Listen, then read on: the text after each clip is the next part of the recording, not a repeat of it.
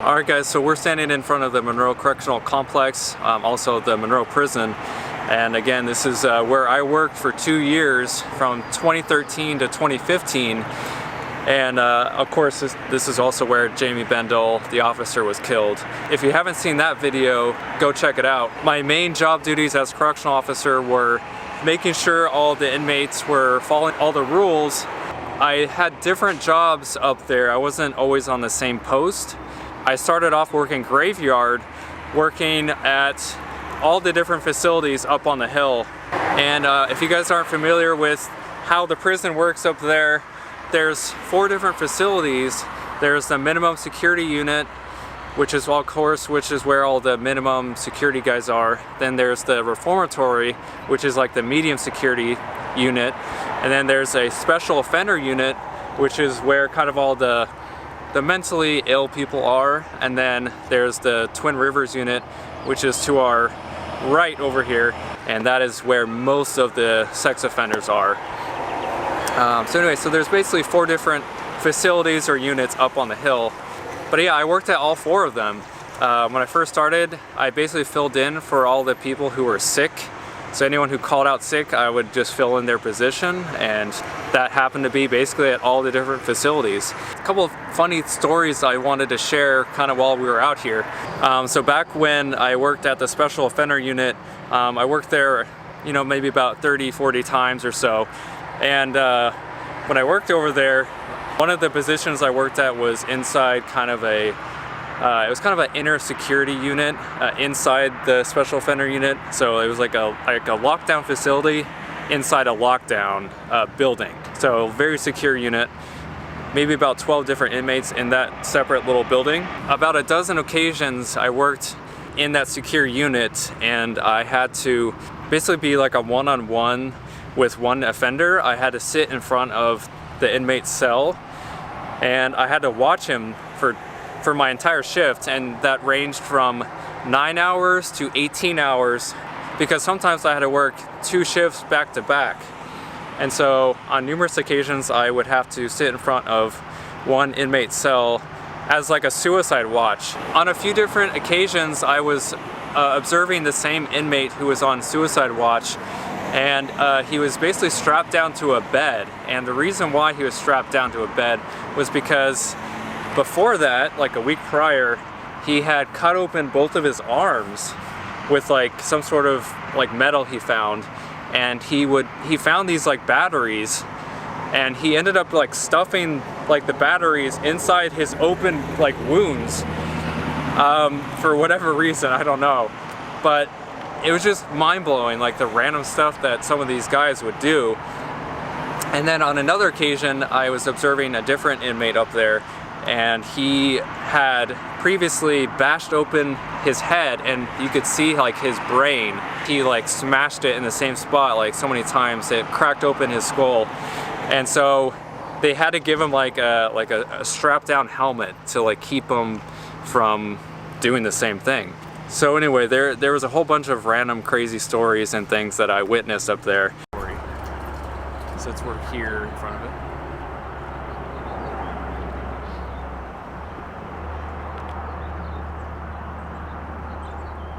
One shift in particular really stands out in my mind, and is back when I worked at the reformatory, the medium security unit in the prison. And I was working inside the dining hall where all the inmates were eating, and my main job in that post was to basically kind of pat them down, and of course just make sure they didn't have any, you know, random weapons or carry out any extra food, as they were only allowed to carry like 2 different pieces of food out of the cafeteria area. And so I patted this guy down, and he had like 5 oranges in his jacket. He had like 3 bananas and like some apples in his pants. And I was like, man, you can't have all these different kinds of fruits. You can only have like 2 items, and that's it. And he was like kind of just giving me crap and like saying like, oh, what are you gonna do about it? Like, you know, I don't really care. And I was like, well, if you don't give me the apples and all the fruits, then I'll just take all of them. I won't give you any. And he was like, okay, fine, like, you want them all? And he grabbed one of the apples out of his pocket and he like threw it as hard as he could from about 10 feet away. And the apple whizzed by my head, like within like a foot or less, and it splattered on the wall behind me. And I was like, whoa. So thankfully I had some other officers in the area. We got him under control and we basically sent him back to his cell. And I'm gonna overlay a picture here, and I actually wrote up a kind of a infraction report.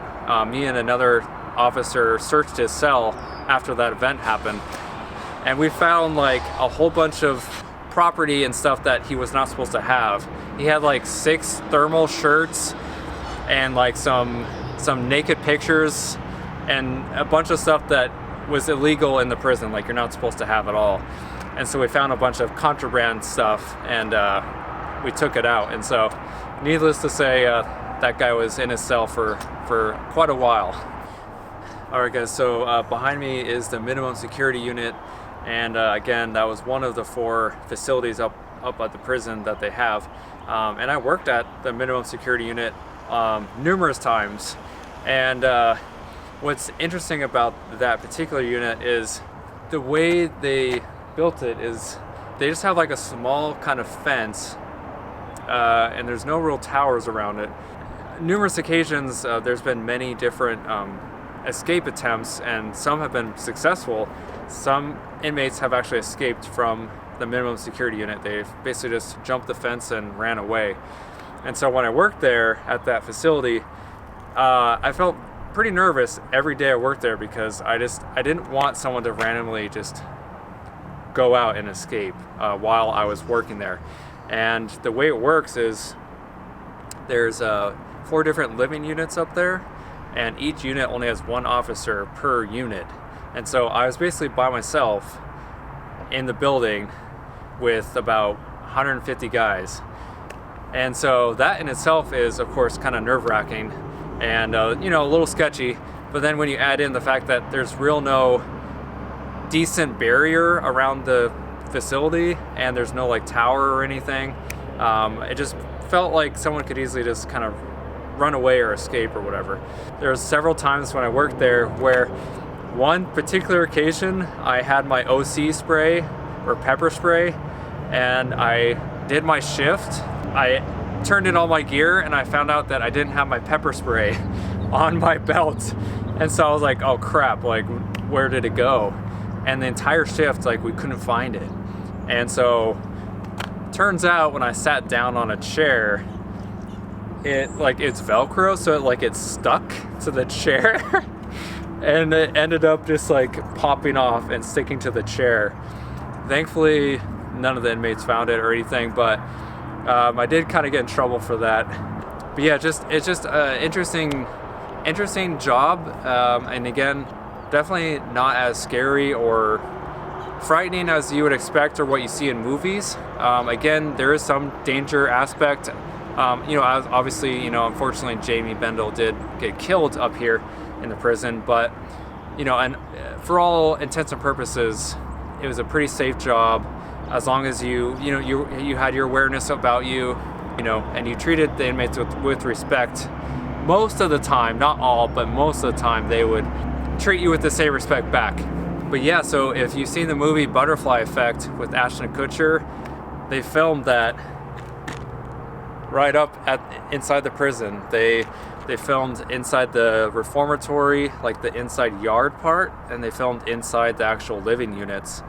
Anyway, guys, I just want to say thank you so much for watching. Again, my name is Harmon.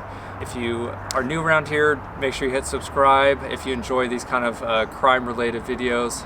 Again, most of my videos are where I go to the actual crime scenes themselves, and sometimes I'll throw in videos like this, like story videos, but I felt like this one kind of played in since, you know, I worked at the prison where Jayme Biendl was killed. It kind of just, you know, obviously had a perfect tie-in for that. But anyway, guys, thank you for watching. My name is Harmon. I'll see you guys on the next one. Take it easy.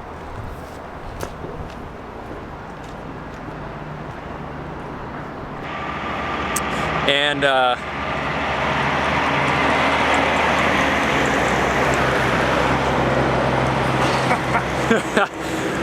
Things we have to deal with on.